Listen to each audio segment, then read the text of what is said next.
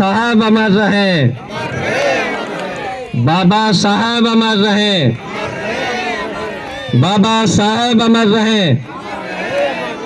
श्रद्धेय नेताजी मुलायम सिंह यादव जी अमर रहे, श्रद्धेय नेताजी मुलायम सिंह यादव जी अमर रहे। समाजवादी पार्टी जिंदाबाद, समाजवादी पार्टी जिंदाबाद। माननीय श्री अखिलेश यादव जिंदाबाद, माननीय श्री अखिलेश यादव जिंदाबाद। आज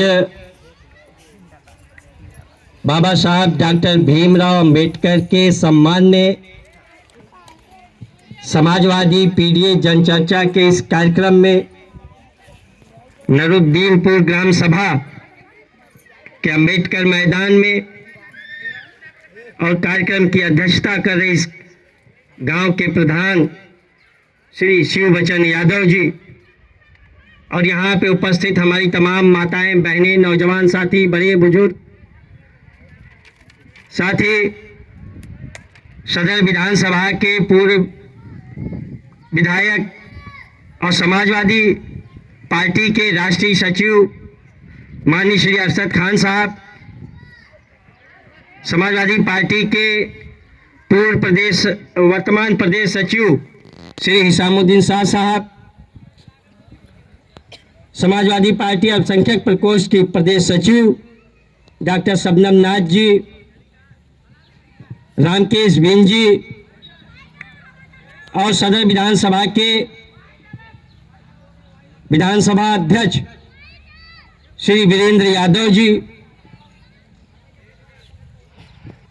और इस कार्यक्रम का संचालन कर रहे और समाजवादी पार्टी के सदर विधानसभा के महासचिव एवं इस जनपद जौनपुर के पूर्व सांसद मरहूम अजीजुल्लाह खान साहब के सुपुत्र श्री कमाल आजमी साहब,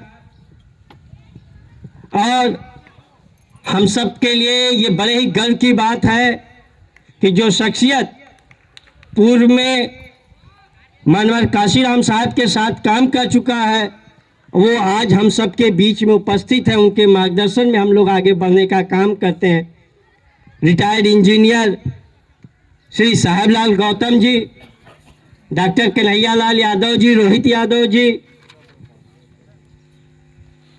मुन्नालाल गौतम जी, लालचंद गौतम जी, पुरुषोत्तम गौतम जी, अनिल पासवान जी, अखिलेश यादव जी और तमाम हमारे जो समाजवादी साथी हैं, सभी का मैं हार्दिक वंदन अभिनंदन करता हूं। दोस्तों, आज अगर हम आपके बीच में समाजवादी पार्टी के राष्ट्रीय अध्यक्ष माननीय श्री अखिलेश यादव जी के निर्देश पे आए हुए हैं तो जरूर कोई न कोई मकसद होगा। मैं समझता हूं हमारे यहाँ पे जो नौजवान साथी उपस्थित हैं, आप सबको मालूम होगा कि कुछ दिनों पूर्व भारत की संसद के अंदर इस तानाशाही मोदी सरकार के गृह मंत्री अमित शाह ने एक बयान दिया था जिसमें उसने कहा कि आज के समय में अंबेडकर अंबेडकर अंबेडकर पुकारना एक फैशन सा हो गया है। अगर लोग अंबेडकर की जगह भगवान का नाम लेते तो उन्हें सातों जन्मों का स्वर्ग मिल जाता। ये बयान अमित शाह ने दिया है और भारत की संसद के अंदर दिया है। वो संसद जहां पे वो संसद इसलिए बनाई गई क्योंकि हम और आप एक लोकतांत्रिक देश के नागरिक हैं और लोकतांत्रिक देश को चलाने के लिए एक संविधान की आवश्यकता पड़ती है और हमारे देश के संविधान के रचयिता बाबा साहब डॉक्टर भीमराव अंबेडकर थे। उस बाबा साहब के खिलाफ ये बयानबाजी इस देश का गृह मंत्री इस देश के संसद के अंदर करता है तो मैं ये कहना चाहता हूं, आप सब लोग भी जानते हो 2014 से ये लोग मोदी मोदी चिल्लाते रहते हैं, लेकिन फिर भी इनको लगता है कि आज अंबेडकर का नाम पूरे देश में सबसे ज्यादा लिया जाता है। मैं आप सबके बीच में उनसे कहना चाहता हूं कि तुम मोदी मोदी चिल्लाना, हम अंबेडकर अंबेडकर पुकारेंगे, तुम 7 जन्मों का स्वर्ग लेना, हम हक सम्मान और रोजगार लेकर रहेंगे। दोस्तों, निश्चित रूप से ये जो भारतीय जनता पार्टी के लोग हैं, जो मनुवाद के पोषक हैं, जो सामंतवाद के पोषक हैं, और ये जो तमाम लोगों ने, ये जो हमारा पिछड़ा समाज है, दलित समाज है, अल्पसंख्यक समाज है, इनके हक और सम्मान स्वाभिमान का छीना है, इनके संसाधन को छीना है। सदैव से ये भारतीय जनता पार्टी के लोगों की ये नीति बनी रही है कि एन केन प्रकारेण ये जो हमारा पिछड़ा समाज है, जो दलित समाज है, इनके अंदर एक बिखराव लाकर, एक भेदभाव लाकर किसी भी तरीके से हम लोग सत्ता में बने रहे। और ये समय समय पे आप देखो, ये भारतीय जनता पार्टी की पूर्व सांसद रही प्रज्ञा ठाकुर, जिसने राष्ट्रपिता महात्मा गांधी को अपमानित करने का काम किया और एक नकली पिस्तौल पर उनके ऊपर गोली चलाते हुए दिखाई गई, लेकिन देश के अंदर कोई उबाल नहीं पैदा हुआ, क्योंकि राष्ट्रपिता महात्मा गांधी के नाम पर आज की तारीख में वोट नहीं मिलता है। तो हमें और आपको ये जागरूक होने की जरूरत है। जिस दिन बाबा साहब के नाम पे वोट नहीं मिलेगा, उसी दिन ये भारतीय जनता पार्टी के लोग इस देश के अंदर संविधान को खत्म करके तानाशाही सरकार का मनुस्मृति के आधार पे तानाशाही सरकार चलाने का काम करेंगे। अभी अपने उद्बोधन में हिसामुद्दीन शाह साहब कह रहे थे कि बाबा साहब ने संविधान बचाने के बाद जो ये उनकी मूर्तियां लगी हुई हैं, जिनमें वो एक हाथ से इशारा करते हैं कि ये संविधान केवल देश की संसद के अंदर से ही बच सकता है। और मैं समझता हूं कि 2024 का जो लोकसभा का चुनाव हुआ था, उसने साफ साफ इस बात को इशारा करती है, स्पष्ट रूप से दिखाती है।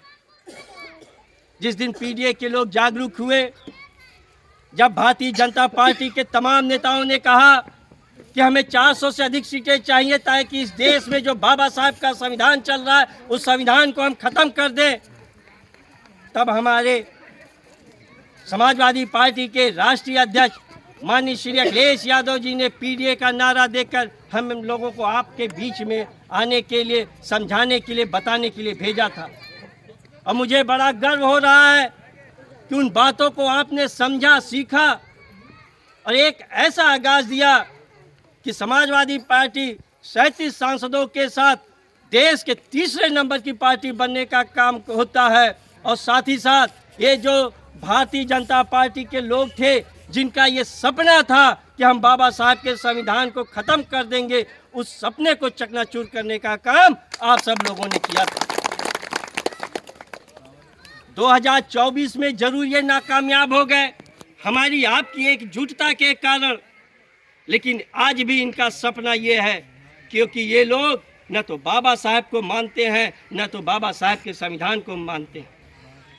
और मैं बिना हिचक के साथ कहना चाहता हूँ कि आज के समय में बाबा साहब का सच्चा अनुयायी वही है जो बाबा साहब के बनाए संविधान में विश्वास रखता हो। जो बाबा साहब के संविधान में विश्वास नहीं रखता है, तो यकीन जान जाइए कि ये लोग कभी भी बाबा साहब को मानने वाले लोग नहीं हैं। हमें और आपको ऐसे लोगों से जागरूक रहने की ज़रूरत है। ये जो आने वाला 2027 का चुनाव है, ये भारतीय जनता पार्टी और समाजवादी पार्टी के बीच में नहीं है।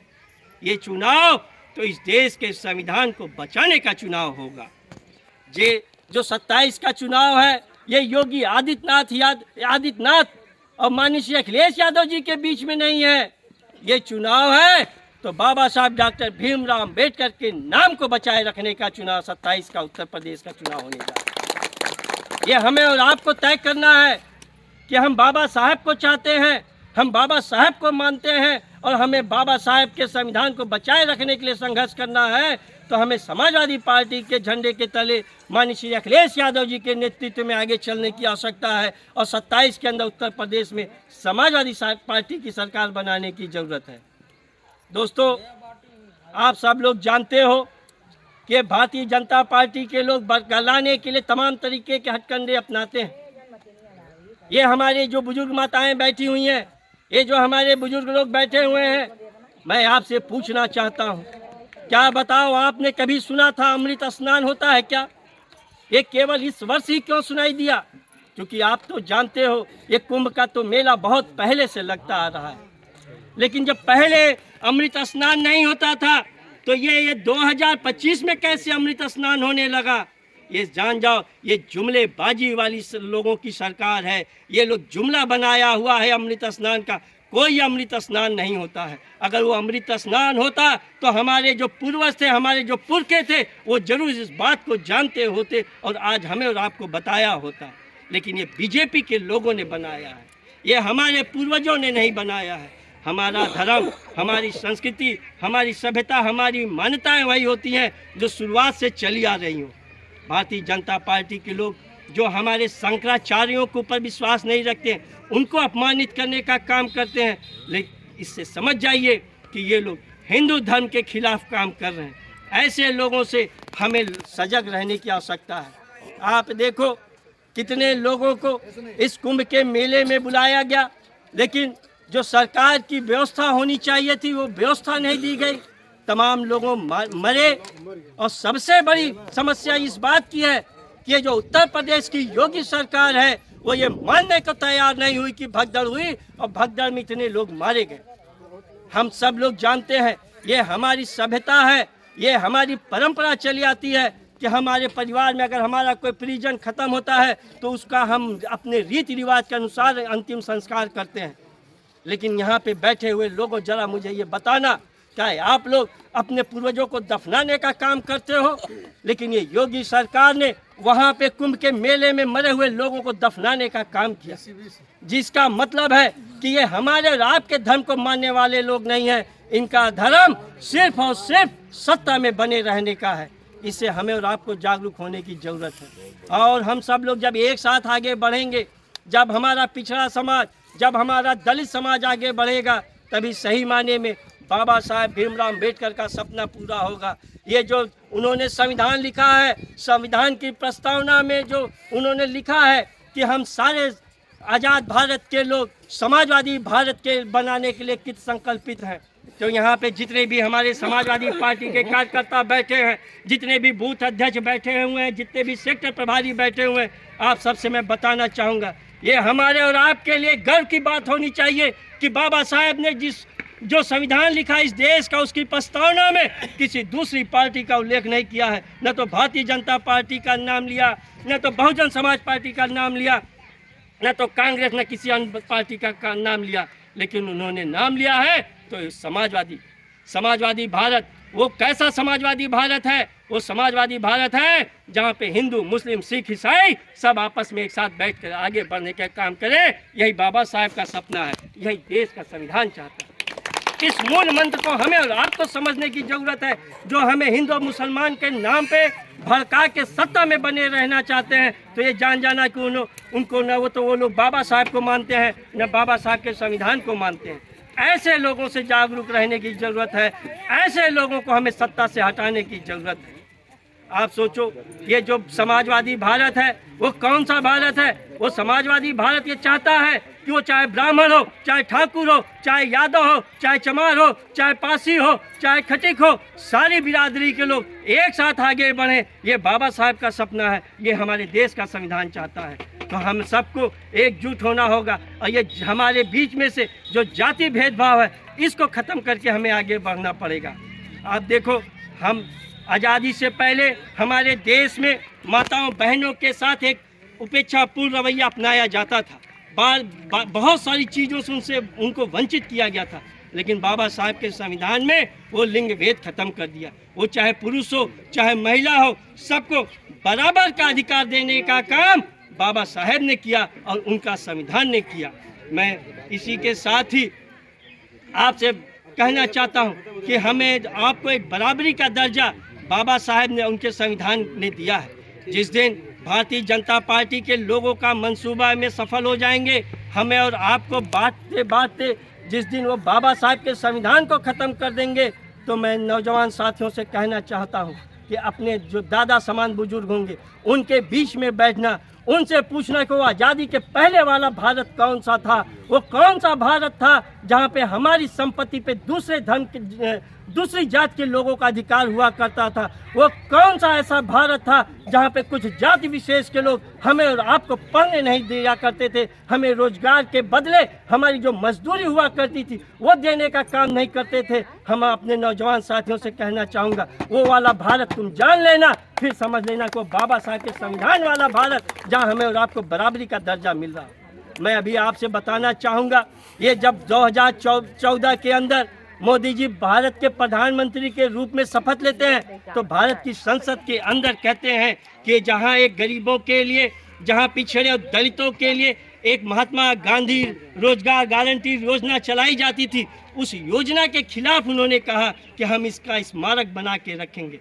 मतलब उनका साफ था, उनका मकसद साफ था, वो हमें और आपका स्पष्ट संदेश देना चाहते थे कि देश के गरीबों, किसानों, मजदूरों, दलितों, पिछड़ों, ये जान लो, ये जो मोदी की सरकार है ये तुम्हारे लिए काम नहीं करेगी।